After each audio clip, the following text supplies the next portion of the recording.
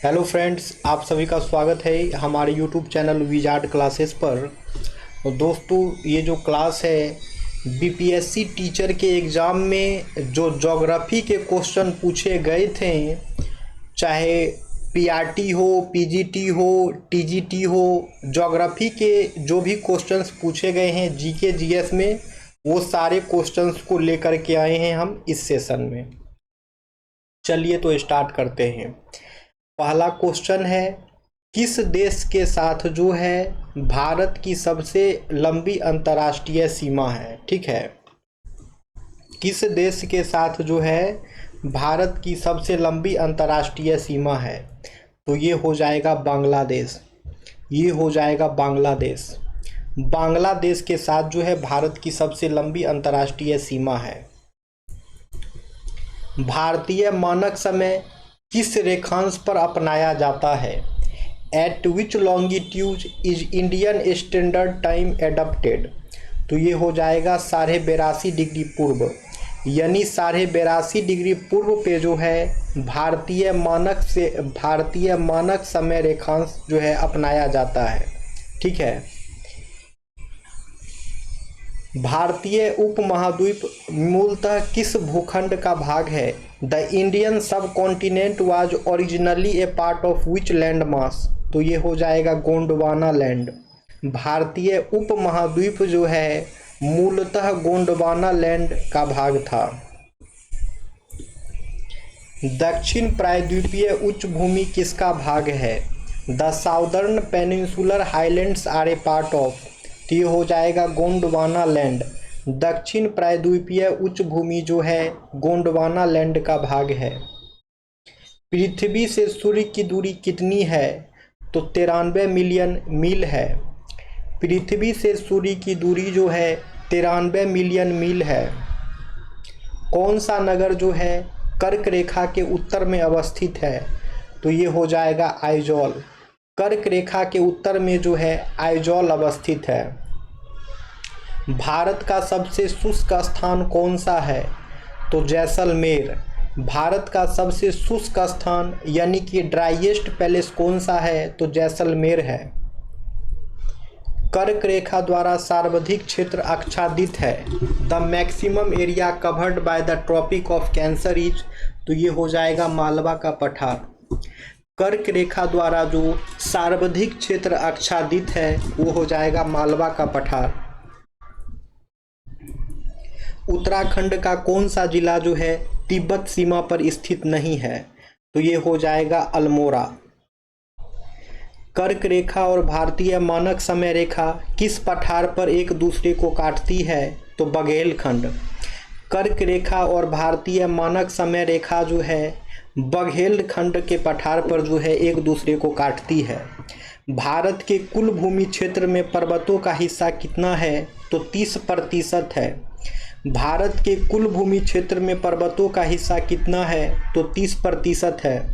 भौगोलिक क्षेत्र के अनुसार भारत की निम्नलिखित भू आकृतिक इकाइयों को आरोही क्रम में व्यवस्थित करें, तो सबसे पहले जो है वो हो जाएगा कोस्टल प्लेन। उसके बाद यानी कि हिंदी में ही बोल देते हैं, सबसे पहले जो है हो जाएगा दोस्तों तटीय मैदान। तटीय मैदान के बाद जो है केंद्रीय उच्च भूमि, उसके बाद जो है विशाल मैदान, और उसके बाद जो है उत्तरी पर्वत हो जाएगा।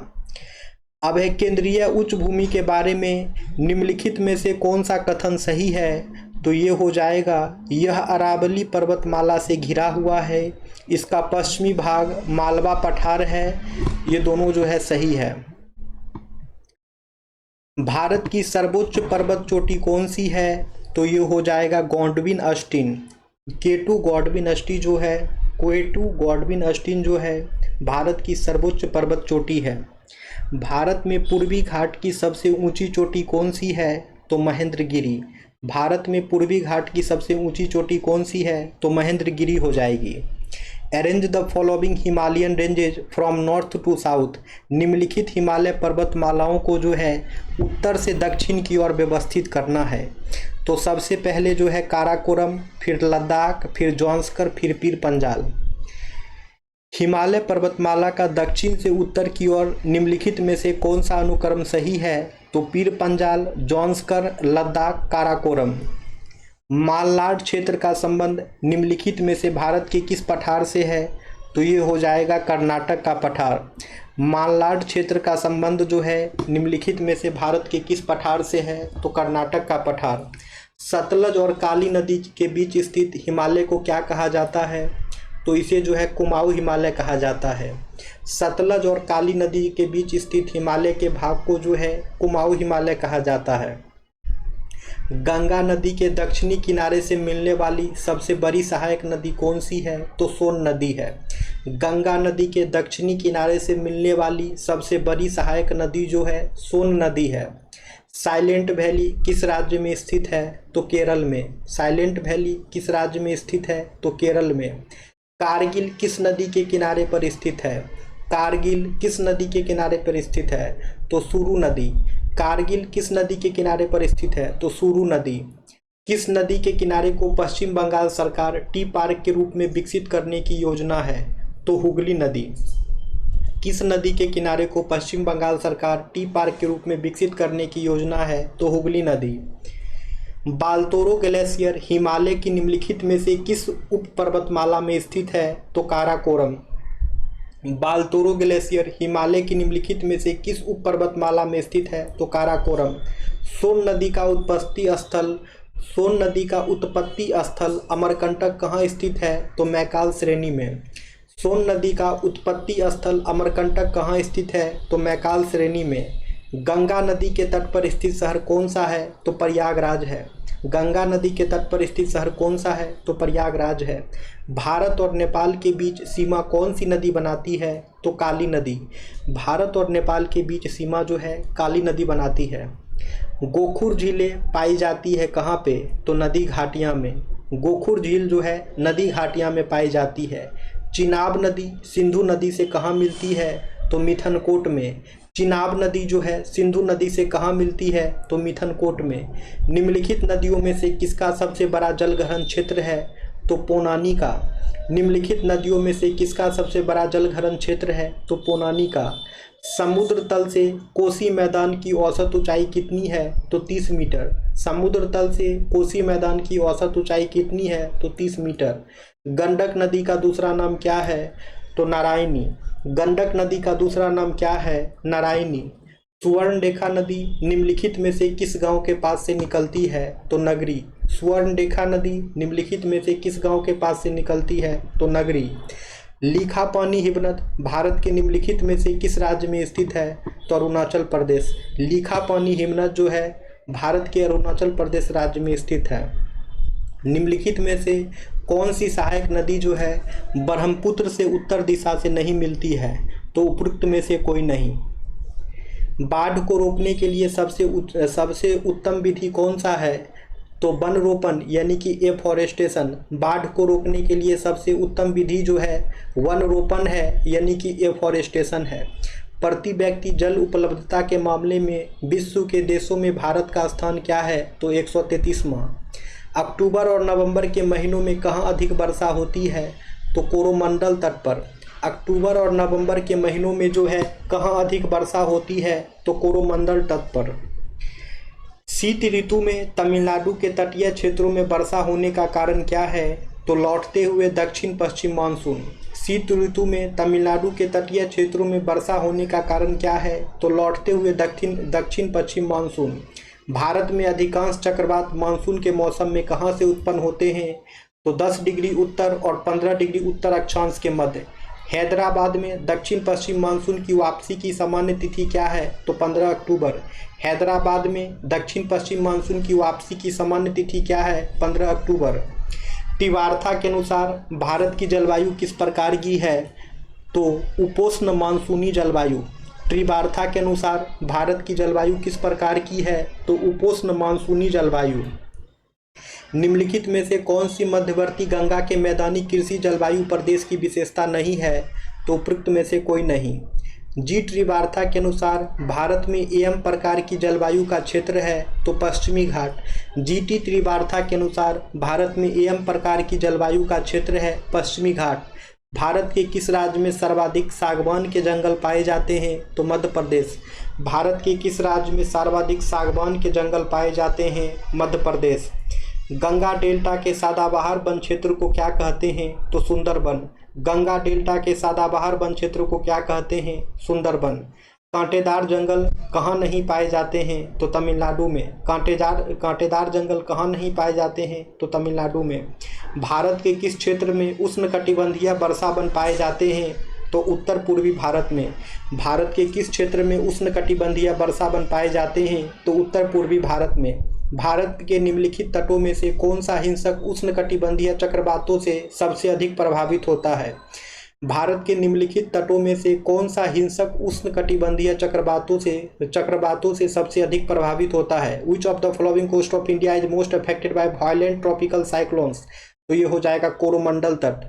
यानी कि भारत का कोरोमंडल तट जो है वो हिंसक उष्णकटिबंधीय चक्रवातों से सबसे अधिक प्रभावित होता है। हीट वेव के संबंध में निम्नलिखित कथनों पर विचार करें। तो इसमें से ना ही एक सही है और ना ही दो सही है। Mulching of soil is associated with, यानी कि मिट्टी की मल्चिंग, मृदा मल्चिंग जो है वो किससे संबंधित है? तो ये है कंजर्वेशन ऑफ सॉइल मॉइस्चर। ठीक है, यानी कि मिट्टी की उर्वरता और स्वास्थ्य में सुधार लाना। Improving fertility and health of soil, इसका दोस्तों मेरे ख्याल से ऑप्शन सी होना चाहिए, conservation of soil and moisture. इसका देख लीजिएगा दोस्तों, इसका आंसर में क्या होगा सो। ठीक है, और कमेंट्स भी करिएगा आंसर सेक्शन में। अब है गंगा का मैदान किस प्रकार की मिट्टी से भरा है? The Ganga plain is filled with which type of soil? तो जलोढ़ मिट्टी। गंगा का मैदान जो है जलोढ़ मिट्टी से भरा है। निम्नलिखित में से किस राज्य में काली मिट्टी पाई जाती है? In which of the following state black soil is found? तो गुजरात। किस राज्य में सबसे अधिक लेटराइट मिट्टी है? तो मेघालय में। किस राज्य में सबसे अधिक लेटराइट मिट्टी है? मेघालय में। जब मृदा अति क्षारीय हो तथा उसमें पौधा पैदे नहीं होते हो तब मृदा की गुणवत्ता में सुधार के लिए क्या मिलाना चाहिए? तो इसमें जो है कार्बनिक पदार्थ यानी कि ऑर्गेनिक मैटर मिलाना चाहिए। When the soil is hyper alkaline and plants do not grow in it then what should be added to improve the quality of the soil? तो ये हो जाएगा कार्बनिक पदार्थ यानी कि ऑर्गेनिक मैटर। भारत में सबसे बड़ी सिंचाई नहर का नाम क्या है? तो इंदिरा गांधी नहर। भारत में सबसे बड़ी सिंचाई नहर का नाम क्या है? इंदिरा गांधी नहर। निम्नलिखित में से कौन सी भारत की सबसे लंबी नहर कहलाती है? तो इंदिरा गांधी नहर। निम्नलिखित में से कौन सी जो है भारत की सबसे लंबी नहर कहलाती है? तो इंदिरा गांधी नहर। भारत में पानी का सबसे अधिक उपयोग किस उद्देश्य के लिए किया जाता है? For what purpose is water used the most in India? तो इरिगेशन, यानी कि सिंचाई के लिए जो है भारत में पानी का सबसे अधिक उपयोग किया जाता है। टेहरी बांध परियोजना संबंधित है तो संभववादी विचारधारा से। टेहरी बांध परियोजना संबंधित है तो संभववादी विचारधारा से। निम्नलिखित में से कौन सी पारंपरिक सिंचाई पद्धति नहीं है? तो ड्रिप प्रणाली। निम्नलिखित में से कौन सी जो है पारंपरिक सिंचाई पद्धति नहीं है? तो ड्रिप प्रणाली। दामोदर घाटी परियोजना किस राज्य में स्थित है? तो झारखंड और पश्चिम बंगाल में। दामोदर घाटी परियोजना किस राज्य में स्थित है? तो झारखंड और पश्चिम बंगाल में। 1954 में किन दो देशों के बीच कोसी सिंचाई एवं जल विद्युत परियोजना समझौता हस्ताक्षरित हुए थे? तो भारत वर्ष और नेपाल। 1954 में किन दो देशों के बीच कोसी सिंचाई एवं जल विद्युत परियोजना समझौता हस्ताक्षरित हुआ था? तो भारत वर्ष और नेपाल में। निम्नलिखित में से कौन सा बांध जो है महानदी पर स्थित है? तो हीराकुंड बांध, दुधवा बांध। हीराकुंड बांध और दुधवा बांध जो है महानदी पर स्थित है। झारखंड में घाटशिला किस खनिज के लिए प्रसिद्ध है? तो तांबा। झारखंड में घाटशिला किस खनिज के लिए प्रसिद्ध है? तो तांबा। मैग्नीज का उपयोग निम्नलिखित में से किसके विनिर्माण में किया जा सकता है? तो ये हो जाएगा 1, 2, 3, यानी कि कीटनाशक, पेंट और ब्लीचिंग पाउडर। कीटनाशक, पेंट और ब्लीचिंग पाउडर। भारत में ज्वारीय एवं तरंग ऊर्जा उत्पादन के लिए अधिक अनुकूल परिस्थितियां कहाँ पाई जाती है? Where are the more favourable condition found for tidal and wave energy production in India? तो ये हो जाएगा खंभात की खाड़ी। यानी कि भारत में ज्वारीय एवं तरंग ऊर्जा उत्पादन के लिए जो है अधिक अनुकूल परिस्थितियां जो है खंभात की खाड़ी में पाई जाती है। निम्नलिखित में से कौन सा ऊर्जा का पारंपरिक स्रोत है? Which of the following is not a conventional source of energy? तो ये हो जाएगा विंड एनर्जी। बाकी कोयला, पेट्रोलियम, प्राकृतिक गैस, ये सभी जो है कन्वेंशनल सोर्स ऑफ एनर्जी होते हैं। मोनाजाइट रेत में निम्नलिखित में से कौन सा खनिज पाया जाता है? तो थोरियम। मोनाजाइट रेत में निम्नलिखित में से कौन सा खनिज पाया जाता है? तो थोरियम होगा। भारत के निम्नलिखित थर्मल पावर प्रोजेक्टों को पूर्व से पश्चिम दिशा में व्यवस्थित कीजिए। तो इसमें जो है नामरूप, ओबरा, परीक्षा और फिर कोटा हो जाएगा। भारत के निम्नलिखित थर्मल पावर प्रोजेक्ट को पूर्व से पश्चिम दिशा में व्यवस्थित कीजिए। तो सबसे पहले नामरूप, फिर ओबरा, फिर पारीछा और फिर कोटा हो जाएगा। भारत का पहला शुद्ध हरित हाइड्रोजन संयंत्र किस राज्य में शुरू किया गया? तो असम। भारत का पहला शुद्ध हरित हाइड्रोजन संयंत्र जो है किस राज्य में शुरू किया गया? असम। कोयला नगरी किस स्थान को कहते हैं? तो धनबाद। कोयला नगरी किस स्थान को कहते हैं? धनबाद। भारत के खनिज तेल यानी कि पेट्रोलियम उत्पादक क्षेत्र और इसकी अवस्थितियों का सही युग्म क्या है? तो ये हो जाएगा सुरमा घाटी असम, लुन्ने क्षेत्र गुजरात। निम्नलिखित में से कौन सा मल्चिंग शब्द की व्याख्या करता है? तो फसलों के बीच खाली जमीन को पुआल जैसे जैविक पदार्थ की परत से ढकना। निम्नलिखित में से कौन सा मल्चिंग शब्द की व्याख्या करता है? तो फसलों के बीच खाली जमीन को पुआल जैसे जैविक पदार्थ की परत से ढकना। निम्नलिखित में से किसकी खेती जायद के मौसम में की जाती है? तो खरबूजा की, खीरा की, तरबूज की, इन सभी की खेती जो है जायद के मौसम में की जाती है। भारत में शुष्क बिंदु बस्ती मिलती है तो बाढ़ के क्षेत्रों में। भारत में शुष्क बिंदु बस्ती मिलती है तो बाढ़ के क्षेत्रों में। जीवाश्म के आधार पर मानव उत्पत्ति केंद्र कौन सा है? तो अफ्रीका की रिफ्ट घाटी है। जीवाश्म के आधार पर मानव उत्पत्ति केंद्र कौन सा है? तो अफ्रीका की रिफ्ट घाटी है। दो समुदायों के मध्य सांस्कृतिक संपर्क क्या कहलाता है? Cultural contact between two communities is called. तो इसे जो है एक्सेलरेशन कहते हैं। कौन सा संगठन भारत का स्थलाकृतिक मानचित्र तैयार करता है? Which organisation prepares the topographical map of India? तो ये हो जाएगा सर्वे ऑफ इंडिया यानी कि भारतीय सर्वेक्षण। अरब सागर और बंगाल की खाड़ी के अपवाह तंत्र के बीच मुख्य जल विभाजक है। तो ये हो जाएगा दिल्ली रिज, अरावली पर्वत श्रेणी, सह्याद्री और अमरकंटक की पहाड़ियाँ। पृथ्वी एवं सूर्य के बीच अधिकतम दूरी कितनी होती है? नहीं, पृथ्वी एवं सूर्य के बीच अधिकतम दूरी जो है वो अपसौर में होती है, एफिलियन में। निम्नलिखित में से कौन जो है बृहद ग्रह नहीं है? Which of the following is not a giant planet? तो ये हो जाएगा मंगल। ये हो जाएगा मंगल, यानी मंगल जो है वो बृहद ग्रह नहीं है।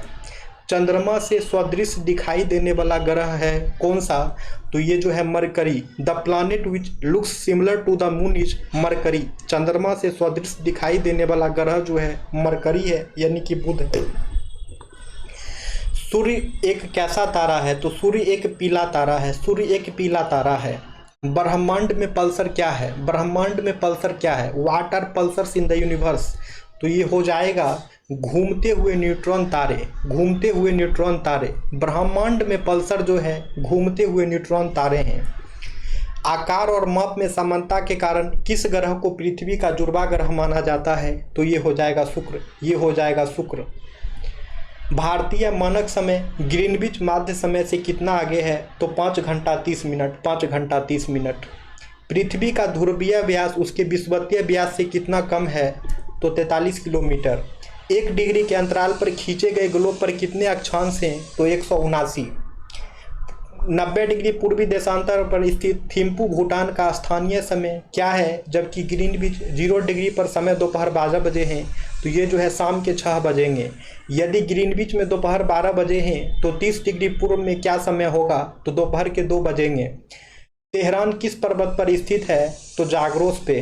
तेहरान किस पर्वत पर स्थित है? तो जाग्रोस पर। निम्नलिखित में से किस क्षेत्र में बर्फ रेखा सबसे कम है? तो आल्प्स रीजन में। निम्नलिखित में से किस क्षेत्र में बर्फ रेखा सबसे कम है?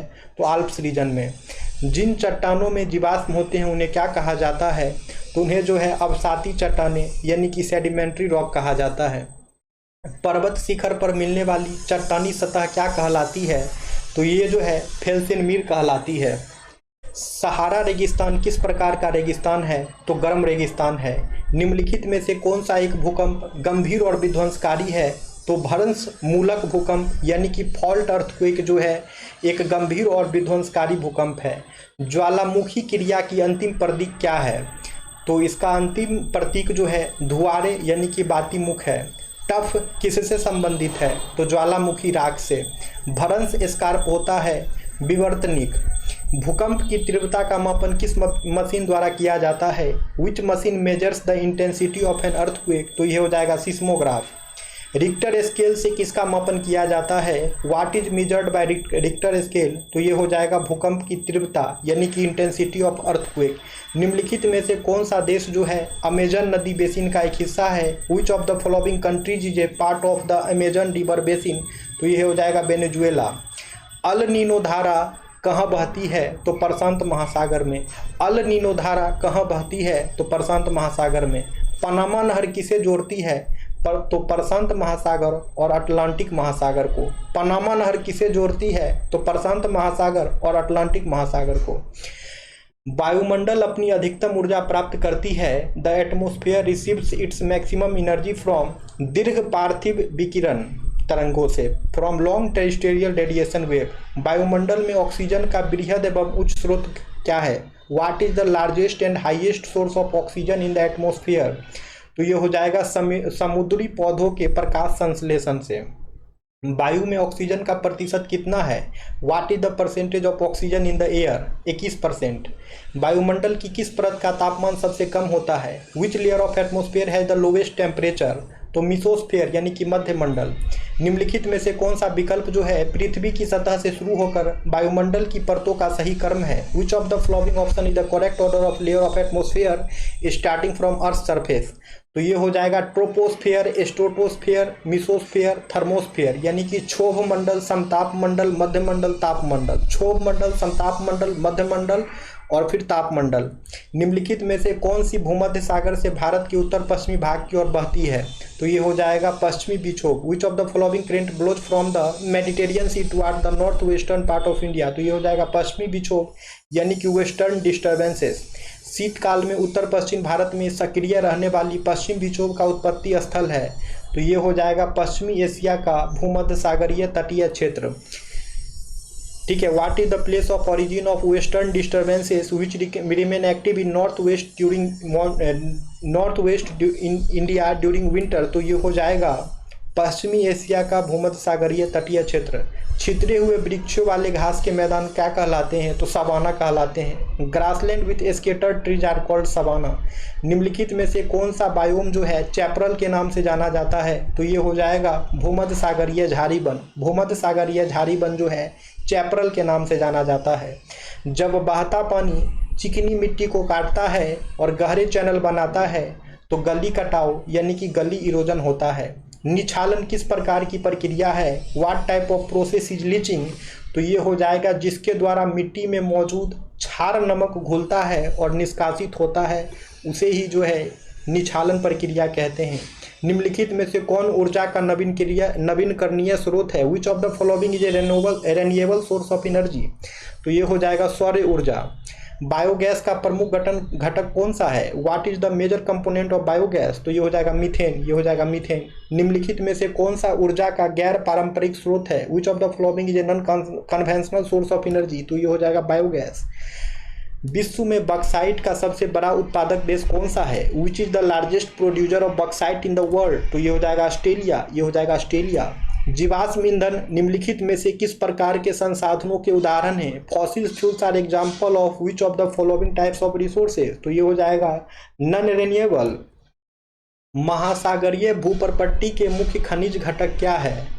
तो ये हो जाएगा silica and magnesium. It means the main mineral component of oceanic crust is silica and magnesium. जीवाश्मों के आधार पर मानव का उत्पत्ति केंद्र कौन सा है? Based on fossil centre of origin of humans is rift valley of Africa, Africa की रिफ्ट घाटी।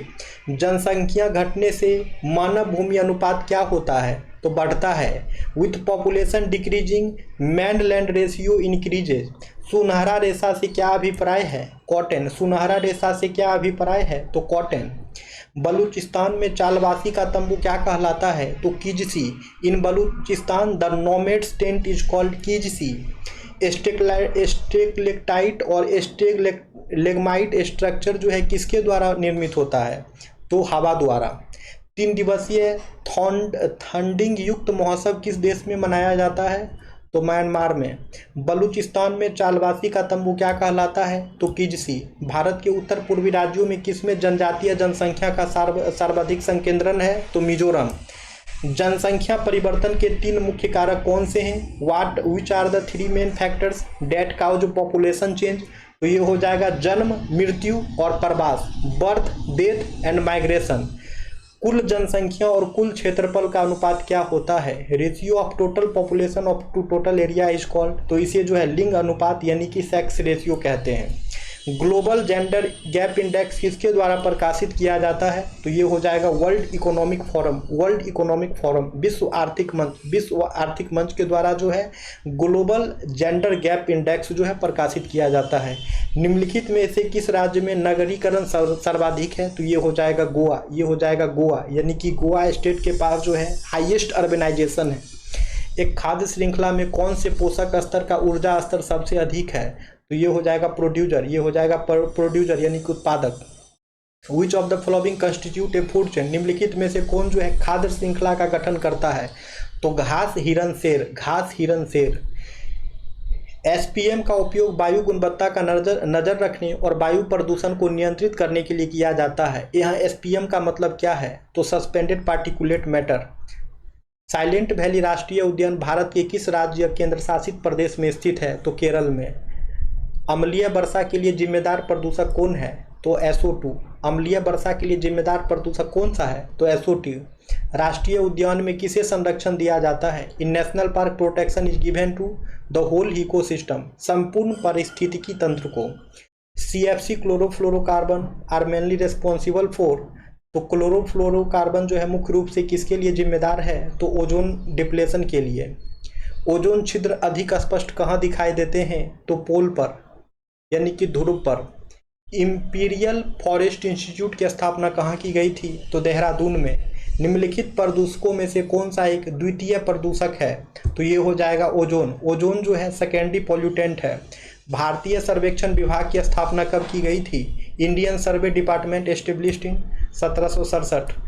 पीसी कल्चर किसका सूचक है? तो संभववाद का। पर्यावरण के लिए कौन सा खतरा है? तो बढ़ती जनसंख्या। बढ़ती जनसंख्या पर्यावरण के लिए खतरा है। Which of the following region in India is a biodiversity hotspot? तो ये हो जाएगा वेस्टर्न घाट यानी कि पश्चिमी घाट में जो है भारत का जैव विविधता का हॉटस्पॉट है। BOD के उच्च मान से संकेत मिलता है कि पानी अत्यधिक प्रदूषित है। मल द्वारा प्रदूषित पानी से मछलियां मर जाती है क्योंकि पानी में घुलित ऑक्सीजन की कमी के कारण। निम्नलिखित में से कहाँ प्रवाल भित्तियां पाई जाती है?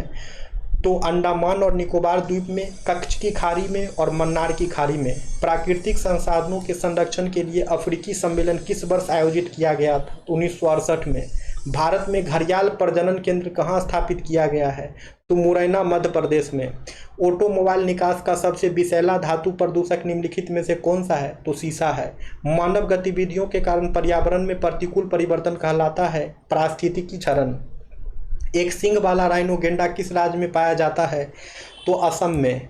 भगवान महावीर वन्यजीव अभयारण्य कहाँ स्थित है? तो गोवा में। 2023 में नवीनतम बाघ गणना के अनुमान के अनुसार भारत में कितने बाघ हैं? तो 3167। मेलघाट टाइगर रिजर्व किस राज्य में स्थित है? तो महाराष्ट्र में। हिमालय भूरा भाल, एशियाई जंगली भैंसे, रेगिस्तानी लोमड़ी किसके उदाहरण है? तो दुर्लभ प्रजाति के। निम्नलिखित में से किस गैस को वायुमंडलीय प्रदूषक माना जाता है? तो सल्फर डाइऑक्साइड को। किस राज्य में रक्षाबंधन को वृक्ष सुरक्षा दिवस के रूप में मनाया जाता है? तो बिहार ही राज्य में। निम्नलिखित में से कौन एक जैव निम्नकरणीय पदार्थ नहीं है? तो एल्युमिनियम फॉइल। वह जानवर जो मुख्यतः मांस खाता है निम्नलिखित में से क्या कहलाता है? तो कार्निवोर कहलाता है। सुर्खियों में रहा लिस्बन घोषणा किस इकाई के संरक्षण से संबंधित है? तो महासागर। केरल की शांत घाटी साइलेंट वैली संरक्षित है क्योंकि इसमें पौधों और जानवरों की बहुत ही दुर्लभ प्रजातियां पाई जाती है। भारत सरकार द्वारा राष्ट्रीय हरित अधिकरण एनजीटी की स्थापना कब की गई थी? तो 2010 में। निम्नलिखित में से किस एक को जो है स्वस्थानीय इन सितु संरक्षण में सम्मिलित नहीं किया गया है? तो ये हो जाएगा वानस्पतिक वाटिका। रामसर सम्मेलन किसके संरक्षण से जुड़ा है? तो आर्द्र भूमि के संरक्षण से। निम्नलिखित में से कौन सा शुष्क तारंभी अनुक्रमण में अग्रगामी प्रजाति के रूप में कार्य करता है? तो लाइकेन। भारत में मीथेन का मुख्य स्रोत क्या है? तो धान का खेत है। भारत में मीथेन का मुख्य स्रोत क्या है? तो धान का खेत है। निम्नलिखित में से कौन SO2 प्रदूषण का सर्वोत्तम सूचक है? तो लाइकेन। IUCN का मुख्यालय कहाँ स्थित है? तो स्विट्जरलैंड में। एक पोषी स्तर से दूसरे पोषी स्तर में कितनी ऊर्जा अवशोषित होती है? तो 10%। पारिस्थितिकी तंत्र में ऊर्जा प्रवाह का 10% नियम दिया गया था लिंडमैन के द्वारा। पारिस्थितिकी तंत्र में वाई आकार का ऊर्जा प्रवाह मॉडल किसके द्वारा दिया गया था? तो ओडम के द्वारा। मैथामोग्लोबिनेमिया रोग किस दूषित पानी के कारण होता है? तो नाइट्रेट। निम्नलिखित में से कौन जंगल में आहार श्रृंखला का प्रतिनिधित्व करता है? तो पादप, हिरन, शेर। आहार श्रृंखला में शाखान्वित श्रृंखला डैश को कहा जाता है? तो आहार जाल को। हरे पौधे सूर्य के प्रकाश की ऊर्जा का डैश ग्रहण करते हैं और उसे खाद्य ऊर्जा में परिवर्तित करते हैं? तो ये हो जाएगा 1%। किसके नेतृत्व में चिपको आंदोलन को मजबूती मिली थी? किसके नेतृत्व में जो है चिपको आंदोलन को मजबूती मिली थी? तो ये हो जाएगा सुंदरलाल बहुगाना। सुंदरलाल बहुगाना के नेतृत्व में जो है चिपको आंदोलन को मजबूती मिली थी। अब है डैश आहार श्रृंखला में प्रथम पोषी स्तर पर मौजूद होते हैं। ठीक है, तो इसका आंसर आप लोग कमेंट सेक्शन में कमेंट करेंगे दोस्तों। अब हम मिलते हैं कल की क्लासेस में। आप लोग वीडियो को लाइक करें दोस्तों, ठीक है, और जो लोग नए हैं चैनल पे, चैनल को सब्सक्राइब कर लेंगे क्योंकि यहाँ पे क्लासेस रेगुलर चल रही है, तो आप लोग यहाँ से MCQ क्वेश्चन का प्रैक्टिस कर सकते हो दोस्तों। चलिए तो फिर मिलते हैं कल की क्लासेस में। Thank you friends, thank you everyone.